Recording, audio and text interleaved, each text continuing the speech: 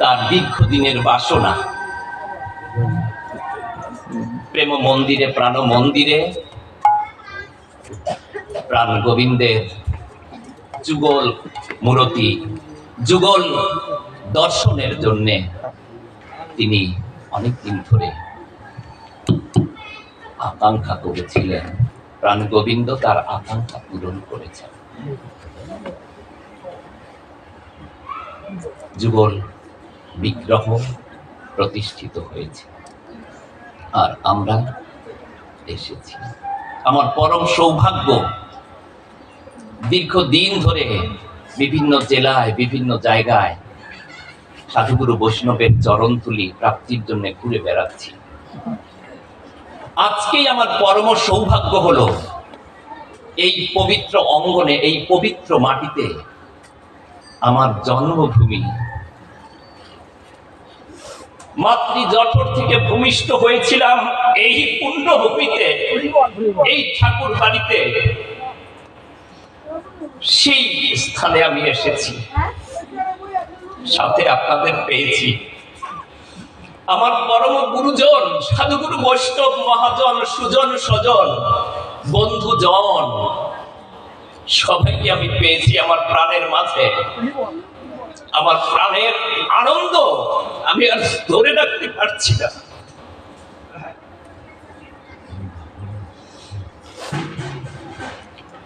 ভাগবতীয় আলোচনার কোন যোগ্যতা, কোন জ্ঞান, বুদ্ধি, বিবেক, ভক্তি, শিক্ষা আমার নেই।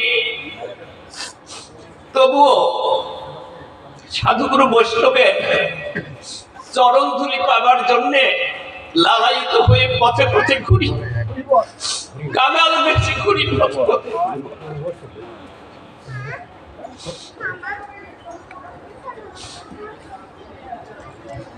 আপনাদের আশীর্বাদ, আপনাদের করুণা, কৃপা, প্রাণ গোবিন্দের কৃপা হলে হয়তো দু একটি কথা বলতে পারবো।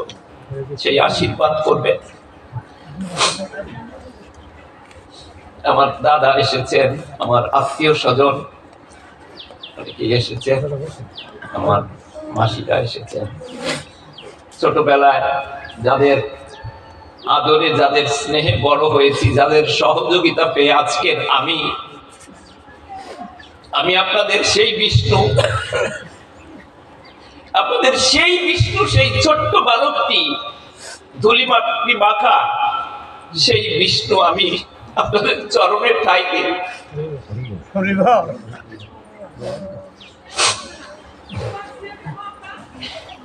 এই আমার হরিপদ মামা, গান শিখেছি একসাথে, আদর স্নেহ পেয়েছি, ভালোবাসা পেয়েছি। ওই যে আমার মিতা, বিষ্ণুপদ মিতা, ওষুধ খাইয়ে ভালো করেছেন। মাসের পর মাস ভুগছি। 1 বছর পরীক্ষায় পিছিয়ে গিয়েছিলাম। 82-তে এসএসসি পাশ করার কথা, পাশ করেছি 83-তে। প্রভুর কৃপা ধন্য হয়ে ওষুধ দিয়ে বাঁচিয়ে রেখেছেন আমার পিতা। এই যে আমার পরম শিক্ষা গুরু, পথে সেই পেয়েছি, চরণ বন্দনা করেছি। আমার শ্রদ্ধেয় পরিমল মামা, আমার পরম পূজ্যপাদ শিক্ষা গুরু। এই স্কুলে পড়াশোনা করেছি। পড়াশোনায় কোনোদিন ভালো ছিলাম না, ফাঁকিবাজ ছিলাম, স্কুল পালানো ছেলে। মামার আশীর্বাদ পুষ্ট হয়ে একটু লেখাপড়া করার সৌভাগ্য অর্জন করেছি। অন্যান্য যারা রয়েছেন আমার প্রাণের মাঝে, এই যে সঙ্গীত গুরু যারা আছেন, সবাই আমি একটু আবেগিক হয়ে যাচ্ছি। অন্য যারা এমন কি হয় না। যাই হোক, যারা রয়েছেন আশীর্বাদ করবেন, কৃপা করবেন, করুণা করবেন। চরণ ধুলি থেকে যেন আমি বঞ্চিত না হই। চলে তো যাবই, সব এক সময় যেতেই হবে। এই যে এইখানে দেখেন পরাপর দাদু দিদিমা সহ, এই যে আজকে কোথায় চলে গেছেন তারা, পেছনে বাবার শ্মশান, ওই পাশে আমার দাদু দিদিমা, অন্যান্য আমাদের শ্মশান প্রণাম করেছি। সবাই তো এই পরিচয়ে আমাদের আসল পরিচয় হয়। কিন্তু তারপরেও যতটুকু জীবনের সময় পাবো আমরা এই সাধুগুরু বৈষ্ণবের সঙ্গ পেয়ে যদি দুটো কৃষ্ণ কথা শুনতে যেতে পারি, সেটি হবে সার্থকতা, এই দুর্লভ মানব জন্মের সার্থকতা। 84 লক্ষ যদি ভ্রমণের পরে এই দুর্লভ মানব জন্ম পেয়েছি, একটু যদি ভক্ত সঙ্গে রাধা গোবিন্দের লীলা কীর্তনের থেকে, শ্রীমদ ভাগবত পাঠের মধ্যে থেকে, নাম সংকীর্তনের থেকে যদি একটু সময় অতিবাহিত করতে পারি, তাহলে ধন্য হবে ধরাধামে এই মানব জন্ম। তাই তো বিভিন্ন আয়োজন, আজকে শ্রীমদ ভাগবত পাঠের আয়োজন, রাধা গোবিন্দের যুগল মূর্তি স্থাপনের জন্য।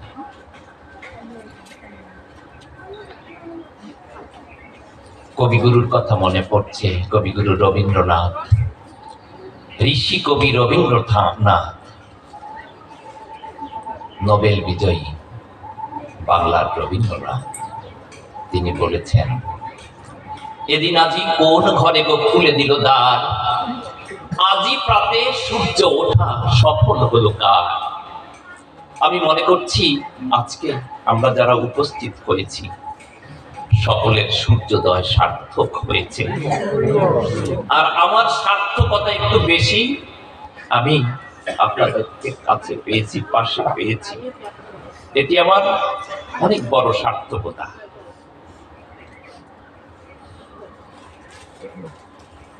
যেখানে হয় প্রভুর নাম সংকীর্তন, সেই স্থান হয়ে যায় নব বৃন্দাবন।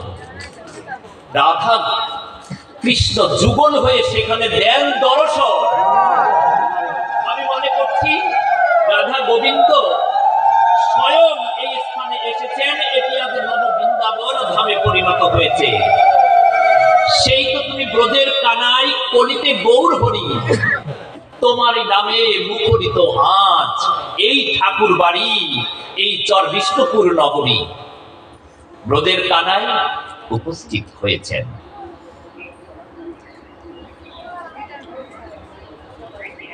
আজকে এই নববৃন্দাবন ধামে আমরা একটু ভাগবত রসে সিক্ত হতে চাই। শ্রীমদ ভাগবতম নদীর মধ্যে যেমন পতিত পাবনী সুরধনী গঙ্গা শ্রেষ্ঠ, বৃক্ষের মধ্যে বৃন্দাবন বিলাসিনী বৃন্দাজি এই তুলসী বৃক্ষ শ্রেষ্ঠ, সাধকের মধ্যে যেমন প্রাণ গোবিন্দের ভক্ত শ্রেষ্ঠ, এই ভক্তের মধ্যে শ্রেষ্ঠ যেমন বাবা ভোলানাথ, তেমনি যত শত সহস্র গ্রন্থাদি রয়েছে, ধর্ম গ্রন্থাদি, পবিত্র গ্রন্থাদি রয়েছে, বেদ বেদান্ত কত কিছু রয়েছে, তার মধ্যে সর্বশ্রেষ্ঠ হচ্ছে শ্রীমদ ভাগবত মহাপুরাণ। 18,000 শ্লোক, 12 স্কন্ধে রচিত। কৃষ্ণ দ্বৈপায়ন মহামণি বেদব্যাস এটি রচনা করেছেন, তিনি বেদ বিভাজন করেছেন, এই জন্য তিনি বেদব্যাস।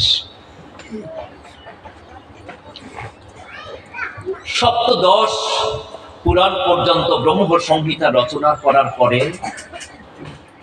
ব্যাসদেবের কেমন যেন একটু অন্য মনস্কতা দেখা দিল, কি যেন অতৃপ্তি, কি যেন আকাঙ্ক্ষা, কি যেন অপূর্ণতা তার হৃদয়কে আচ্ছন্ন করে ফেলল। আর কি যেন এমনি সময় দেবর্ষি নারদ এসে উপস্থিত। নারায়ণ নারায়ণ নারায়ণ বলে মহর্ষি নারদ উপস্থিত হয়েছে। ব্যাসদেবের এই হৃদয়ের যে আকাঙ্ক্ষা, অনুভূতি, উপলব্ধি, প্রেম, ভালোবাসাকে তিনি ধারণ করেছেন। দেবর্ষি নারদ কি যেন একটা অতৃপ্তি, কি যেন একটা বাসনা, কি যেন একটা জ্বালা যন্ত্রণা বুকে ধারণ করে রয়েছেন কৃষ্ণ দ্বৈপায়ন মহর্ষি বেদব্যাস। নারদ মুনি বুঝতে পেরে নিবেদন করলেন, হে মহামণি ব্যাস, আমি জানি আপনার হৃদয়ের অবস্থা, আপনার এই আকাঙ্ক্ষা অচিরেই পূর্ণ হয়ে যাবে, আনন্দে উদ্ভাসিত হবে আপনার হৃদয়পুর। আপনি প্রাণ গোবিন্দের লীলা রসময়, প্রেমময়, মাধুর্যময়, ভক্ত বাঞ্ছা কল্পতরু ভগবানের লীলা মাধুর্যপূর্ণ একটি গ্রন্থ আপনি রচনা করুন। এরপরে কৃষ্ণ দ্বৈপায়ন মহর্ষি বেদব্যাস শ্রীমদ্ ভাগবতম রচনা করলেন। সর্বপ্রথম এটি 18,000 শ্লোকের শ্রীমদ্ ভাগবত ছিল না, মাত্র 4টি শ্লোক ছিল ভাগবতের প্রথম, যাকে বলা হয় চতুষ্পদী শ্রীমদ্ ভাগবতম, পুরানো শ্রেষ্ঠ, সর্বশ্রেষ্ঠ। পরবর্তীতে এসে এসে এসে পর্যায়ক্রমিকভাবে এসে নদীর ধারার মতো প্রবাহিত হতে হতে হতে হতে এই শ্রেষ্ঠ মহাপুরাণ শ্রীমদ্ ভাগবতম আমরা পেয়েছি, যার 12 স্কন্ধ, অনেকগুলো অধ্যায় এবং 18,000 শ্লোক পরিবেষ্টিত। শ্রীমদ্ ভাগবতের প্রথমেই 3টি প্রধান গুরু গম্ভীর তত্ত্ব গম্ভীর শ্লোকে মঙ্গলাচরণে ব্যাসদেব ভক্তিপূর্ণভাবে প্রকাশ করেছেন। অনেক সুগভীর তত্ত্ব, সুগভীর ব্যাখ্যা, সেদিকে আমি যাচ্ছি না। এই 3য় সংখ্যক শ্লোক যে মঙ্গলাচরণ, সেটিতে যেটি বলা হয়েছে এবং কি করে শ্রীমদ্ ভাগবত আমাদের কাছে আসলো, কি করে এই অমূল্য রত্ন, এই অমূল্য ধন আমরা প্রাপ্ত হলাম, সেটি বলার প্রয়াস করছি। শ্রীমদ্ ভাগবতের 3য় সংখ্যক মঙ্গলাচরণ। নিগম কল্পতরু গলিত ফলম সুখ মুখাদ অমৃতম দ্রব সংযুতম পিবত ভাগবতং রসমলয়ং মুহুরুহ রসিক ভাবু ভাবুকা। এটি মঙ্গলাচরণের 3য় সংখ্যক শ্লোক। নিগম কল্পতরু গলিত ফলম। নিগম শব্দের অর্থ হচ্ছে বেদ, পরম জ্ঞান ভাণ্ডার। বেদ হচ্ছে নিগম, আর আগম শব্দের অর্থ হচ্ছে তন্ত্র। নিগম কল্পতরু গলিত ফলম। নিগম কল্পতরু, কল্পবৃক্ষ। বেদের যে কল্পবৃক্ষ, কল্পতরু, সেই কল্পবৃক্ষে সুপক্ষ যে ফল, উদ্দম্ব শাখায়, উচ্চ শাখায় যেটি ছিল, সেই ফল হচ্ছে শ্রীমদ্ ভাগবত মহাপুরাণ। এই জন্যই শ্রেষ্ঠ। এটি প্রথমে ছিল নারায়ণের শাখা, নারায়ণের শাখা থেকে সেটি পেলেন ব্রহ্মা। তখন ছিল চতুষ্পদী। পর্যায়ক্রমে নারায়ণের শাখা থেকে যখন সেই ফল, কল্পবৃক্ষের ফল যখন পতিত হলো, কল্পবৃক্ষ কি? যে বৃক্ষের কাছে যা চাওয়া যাবে সেটি পাওয়া যাবে, মনোবাঞ্ছা আকাঙ্ক্ষা পূর্ণ হবে, এই হচ্ছে কল্পবৃক্ষ। প্রাণ গোবিন্দ কল্পবৃক্ষ স্বরূপ। তিনি অবাং মানস গোচর, বাক্য মনের অগোচর। তিনি ভক্ত বাঞ্ছা কল্পতরু ভগবান প্রাণ গোবিন্দ। নারায়ণের শাখা থেকে এই রসধারা পুষ্ট এই ফল পতিত হল এটি ব্রহ্মার শাখায়। ব্রহ্মা সেটি গ্রহণ করলেন। এরপরে পতিত হল মহর্ষি নারদের শাখা। নারদ সেটি গ্রহণ করলেন। এরপরে নারদের কাছ থেকে ফল প্রাপ্ত হলেন কৃষ্ণদ্বৈপায়ন মহাবলী বেদব্যাস। এরপরে প্রাপ্ত হলেন ভক্ত মুকুটমণি পরমহংস চূড়ামণি ব্যাসদেব পুত্র শ্রী শ্রী ব্রহ্মচারী। জন্মের পূর্ব থেকে তিনি ব্রহ্মচারী। মাতৃ জঠরে থেকে 16 বছর অবস্থান করে তিনি জন্মগ্রহণ করতে চাননি। পৃথিবীর এই মায়ায় তিনি আচ্ছন্ন হতে চাননি। সেই ব্রহ্মচারী শ্রী শ্রী সুখদেব গোস্বামী প্রাপ্ত হলেন তার পিতৃদেবের কাছ থেকে। এই সুখদেব গোস্বামী এই পতিত পাবনী সুরধ্বনি গঙ্গার তীরে সেটি প্রকাশ করেছিলেন। সেই ফল, সেই ফলের অমৃত তত্ত্ব, অমৃত প্রেম রসধারার সুধা সেটি বিতরণ করেছিলেন ওই সপ্ত দিবসে। সেখানে উপস্থিত ছিলেন লোমহর্ষণ নন্দন উগ্রস্রোপা সুত গোস্বামীপাদ। তিনি প্রাণ করে সেটি গ্রহণ করলেন। এরপরে সুত গোস্বামী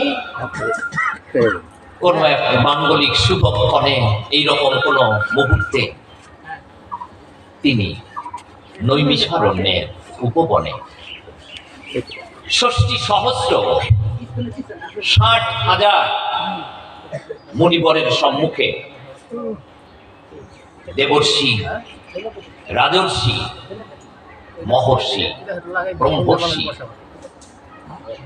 এইরকম 60,000 মুনিবরদের সম্মুখে এই ফল প্রকাশ করলেন। সেই প্রকাশিত ফল, সেই তত্ত্ব ভাণ্ডার, প্রেম ভাণ্ডার, সুধা ভাণ্ডার পরবর্তীতে এই সাধুগুরু বৈষ্ণবের যে শাখা হয়ে হয়ে সর্বসাধারণের মধ্যে পতিত এই ফল নিগম কল্পতরু গরিত ফল। নিগম তরুর কল্পতরুর সেই উদ্দম্ব শাখা থেকে স্খলিত পতিত সেই ফল। এই ফল কি গাছের ফলের মতো মাটিতে পড়ে গেছে? না, ভক্তের হৃদয়ে, প্রেমিকের হৃদয়ে, ভাবুকের হৃদয়ে সেটি ধারণ করা হয়েছে। এই জন্যই মহামণি ব্যাসদেব বলেছেন পিবত ভাগবত রসমদয়। এই রসময় ভাগবত তত্ত্ব, ভাগবত প্রেম তোমরা পান করো। পিবত ভাগবত রসমদয়।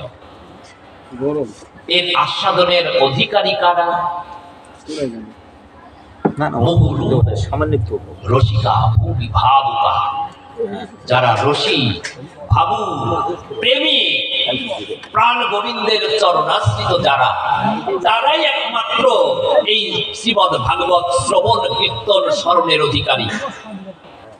আমি মনে করছি আজকে এই নববৃন্দাবন ধামে যারা উপস্থিত হয়েছেন সকলেই পরম বৈষ্ণব, এই ভাগবত তত্ত্ব আলোচনার অধিকারী, সংকীর্তন শ্রবণ গ্রহণের অধিকারী। আবারও আপনাদের চরণে আমি দণ্ডবত প্রণতি জানাই। ভক্তিমতী, স্নেহময়ী, করুণাময়ী, মমতাময়ী যারা মায়েরা রয়েছেন, আপনাদের চরণে আমার শতকোটি প্রণাম। এই অধম সন্তানের প্রণতি গ্রহণ করুন। ছোটরা যারা, দিদি ভাই, দাদা ভাই সহ যারা, সকলের প্রতি আমার আন্তরিক শুভেচ্ছা, অভিনন্দন এবং অপুরাণ ভালোবাসা নিবেদন করছি। এই যে নিগম কল্পতরুর ফল, দেখুন ওইখানে যে মুনিবররা ছিলেন, মহর্ষি, দেবর্ষি, ব্রহ্মর্ষি, রাজর্ষি, আরো কত ঋষিবর্গ, তার মধ্যে একজন ছিলেন আমাদের মহামণি দধিচি। দধিচির কথা আমরা জানি সবাই। তার অস্থি দিয়ে দেবতারা বজ্র তৈরি করে বৃত্তাসুরকে নিধন করেছিলেন। অন্য কোনো উপায়ে এই বৃত্তাসুরকে নিধন করা যায় না, একমাত্র দধিচির অস্থি দিয়েই সেটি নির্মিত হয়েছিল। সেই মুনিবরও সেখানে উপস্থিত ছিলেন নৈমিষারণ্যের উপবনে। দেখুন সেই মুনির কথা একটু বলছি প্রসঙ্গক্রমে। প্রাণ গোবিন্দ লীলাময় হয়ে যখন মা দেবকীর কাছ থেকে যখন বৃন্দাবন লীলায় আসলেন, মা যশোমতীর কোল জুড়ে যখন ছিলেন, ওই সময়ে ভোলানাথ, বৈষ্ণব শ্রেষ্ঠ ভোলানাথ, এই গোপালকে, এই কানাইকে, প্রাণ গোবিন্দকে দেখার জন্য, তার চরণে স্পর্শ করার জন্য আকাঙ্ক্ষা করেছিলেন। সাধারণত আমাদের পারিবারিক ভাবে কোনো নিমন্ত্রণে গেলে, কোনো জন্মদিনের নিমন্ত্রণ, কোনো বিবাহের নিমন্ত্রণ, কোনো নিমন্ত্রণে গেলে আমরা সাধারণত কিছু একটা নিয়ে যাই, আশীর্বাদ স্বরূপ, সামাজিক প্রথা অনুসারে কোনো একটা কিছু নিয়ে যাই না, নিয়ে যাই। তো ভোলানাথ কি দিবেন ভাবছিলেন, ভেবে ভেবে ভোলানাথ আর কুল পাচ্ছিলেন না, অস্থিরতা তার মধ্যে। আমি প্রাণ গোবিন্দের চরণ স্পর্শ করতে যাচ্ছি, আমি কি নিয়ে যাব? হঠাৎ করে তার সমাধান হয়ে গেল। তিনি, বাবা ভোলানাথ, ওই দধিচি মণির আরেকটি অস্থি দিয়ে তৈরি করলেন একটি বাঁশি। সেই বাঁশি, এই মোহন বাঁশি, প্রাণ গোবিন্দের হাতে যে বাঁশি, সেই বাঁশি কিন্তু এই বাঁশি যেটি নিয়ে ভোলানাথ দর্শন লাভের জন্য আকুল প্রাণে গিয়েছিলেন মা যশোমতীর দ্বারে প্রাণ গোবিন্দকে দর্শন করার জন্য। এই মহামুনি দেখুন কেমন, দেবতারা যখন গেলেন, অনেকের কাছে আমরা চাইতে পারি, টাকা হাওলাত চাইতে পারি, মৃদঙ্গ হাওলাত চাইতে পারি, গ্রন্থ হাওলাত চাইতে পারি, কত কিছু, কিন্তু কৃপা করে আপনার একটি অস্থি দান করুন, এই কথা কি সহজে বলা যায়? বলা যায় না। তবুও লীলাময়ের লীলায়, তারই ইচ্ছায়, করুণায়, কৃপা, দেবতারা যখন মনে মনে চাইছিলেন, দধিচি মুনি সেটি ধ্যান যোগে জেনে গিয়েছিলেন। সহজে দেবতারা প্রকাশ করতে পারেননি। দধিচি মুনির ধ্যান ভঙ্গ হলো, নিজেই বললে, তুচ্ছ মোর দেহে যদি হয় উপকার, সফল জনম তবে হইবে আমার, অনিত্য এই দেহ হয় সংসারের মাঝে, ধন্য হয় যদি অপরের কাজে লাগে। প্রকাশ করলে সাধুরা তো এইরকমই, নদী কবু পান নাহি করে নির্জন, তরুগণ নাহি খায় নিজ নিজ ফল, শস্য জন্মাইয়া নাহি খায় জলধরে, সাধু ঐশ্বর্য শুধু পরহিত তরে। পরের জন্যই তো সাধু, নিজের জন্য নয়। প্রাণ গোবিন্দের ভক্ত যারা, সাধুগুরু বৈষ্ণব মহাজন যারা, তারা শুধু আসেন দেয়ার জন্যে, নেয়ার জন্যে না। শুধু একটি জিনিসই তারা নিয়ে যান, তার জন্য আকাঙ্ক্ষিত থাকেন, সেটি প্রাণ গোবিন্দের রাতুল চরণ, যুগল চরণ, আর এই সাধুগুরু বৈষ্ণবের চরণ আর চরণ ধরি ছাড়া তাদের আর কোনো কিছু কিন্তু চাওয়ার নেই। আজকেও আমরা যে হৃদয় নিয়ে এসেছি, সেটি শুধু আমাদের চাওয়া, প্রভু, আর কিছু চাইবার আমাদের নেই। তোমার রাতুল চরণ আশ্রিত হয়ে যেন এই জীবন ধন্য করতে পারি। দেখুন সেই ফল মাটিতে কি পড়ে গেছে? পড়েনি। মাটিতে যদি পড়েও যায় তাতেও কোনো ক্ষতি নেই। পরম ব্রহ্ম পূর্ণ, প্রাণ গোবিন্দ পূর্ণ, তার যত সত্তা, যত প্রেম, যত অনুগ্রহ, যত উপলব্ধি, যত ভালোবাসা, যত রসধারা সিঞ্চিত হবে সেটি পূর্ণ পূর্ণ মহাপূর্ণতায় পরিণত হবে। শাস্ত্রে যেটি বলা হয়েছে, ওম পূর্ণমদ পূর্ণমিদং পূর্ণাৎ পূর্ণমুদচ্যতে পূর্ণস্য পূর্ণমাদায় পূর্ণমেবশিষ্যতে। পরব্রহ্ম প্রাণ গোবিন্দ পূর্ণ, পরম সত্তা পূর্ণ। পূর্ণ থেকে যা নিঃসরিত হয় তাহা পূর্ণ, ওই পূর্ণ থেকে যাহা বিচ্ছুরিত হয়, প্রকাশিত হয় তাহা পূর্ণ। পূর্ণ থেকে পূর্ণ গ্রহণ করলে যেটি থাকে সেটিও পূর্ণ, যেটি অবশিষ্ট থাকে অবশেষে সেটিও পূর্ণ। সুতরাং মাটিতে পড়ে গেলেও সেটি অপূর্ণ হয় না, নষ্ট হয়ে যায় না। ঝড়ে যে ফল ধুলায় জানি হয় না কবু খারা, ওই ঝরা ফলেই নেয় যে জনম তরুণ তরুর চারা, জানি হয় না কবু হারা। আমাদের জাতীয় কবি কাজী নজরুল ইসলাম এটি তার প্রেম সঙ্গীতে প্রকাশ করতে চেষ্টা করেছেন।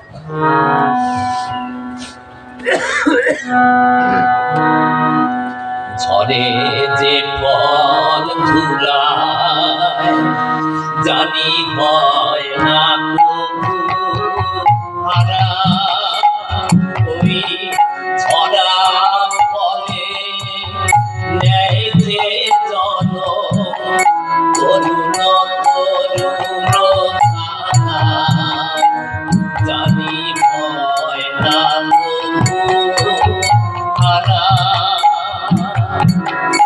হারার মোর প্রিয়